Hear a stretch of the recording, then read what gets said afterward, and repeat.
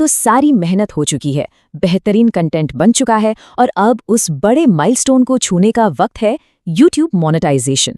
पर सच कहूं तो ये रास्ता थोड़ा सा ट्रिकी है।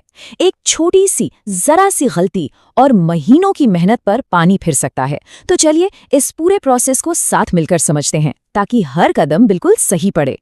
ये शब्द सीधे एक क्रिएटर के अनुभव से हैं और ये कहानी हमें याद दिलाती है कि दांव पर क्या लगा है और हर डिटेल पर ध्यान देना कितना ज्यादा जरूरी है, क्योंकि एक छोटी सी चूक भी कमाई की इस जर्नी को शुरू होने से पहले ही रोक सकती है। ठीक है, तो सफर का सबसे पहला पड़ाव एलिजिबिलिटी। इससे पहले कि हम YouTube पार्टनर प्रोग्राम का दरवाजा खटखटाएं, कुछ शर्तें हैं जो हमें पूरी करनी होती हैं। चलिए देखते हैं कि वो पहली दहलीज आखिर है क्या। देखिए, YouTube मोनेटाइजेशन के 2 लेवल हैं। पहला है अर्ली एक्सेस, जो 500 सब्सक्राइबर्स पर मिल जाता है। इससे सुपर थैंक्स और मेंबरशिप जैसे फीचर्स ऑन हो जाते हैं। लेकिन जो असली गेम चेंजर है वो है दूसरा लेवल, 1000 सब्सक्राइबर्स और 4000 घंटे का वॉच टाइम। यही वो मैजिक नंबर है जो विज्ञापनों से कमाई का दरवाजा खोलता है, और सच कहूं तो हमारा मेन फोकस आज यही है। तो जैसे ही वो मैजिक नंबर पूरे होते हैं, असली सफर शुरू होता है, एप्लीकेशन प्रोसेस।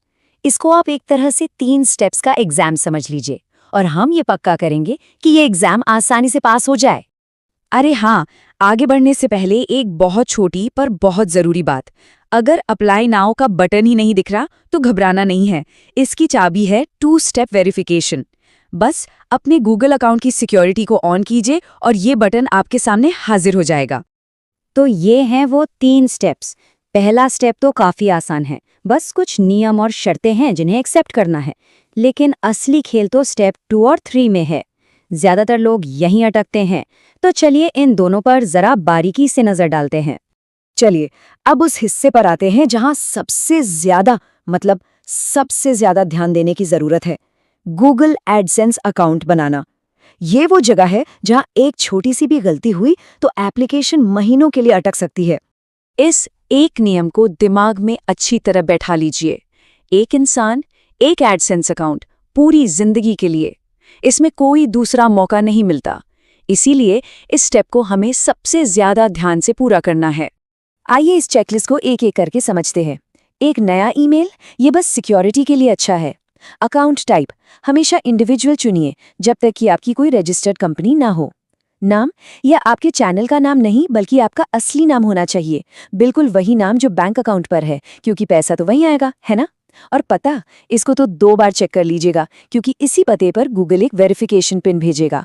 फॉर्म जमा करने के बाद आपको स्टेटस दिखेगा इन प्रोग्रेस। अब यहाँ थोड़ा सब्र रखना होगा। इसमें कुछ घंटे भी लग सकते हैं और कुछ हफ्ते भी। चिंता मत कीजिएगा, ये बिल्कुल नॉर्मल है। जैसे ही एडसेंस अप्रूव होता है, स्टेप 3 यानी चैनल का रिव्यू अपने आप शुरू हो जाता है। और फिर वो ईमेल आता है जिसका बेसब्री से इंतजार था। Welcome to the YouTube partner programme.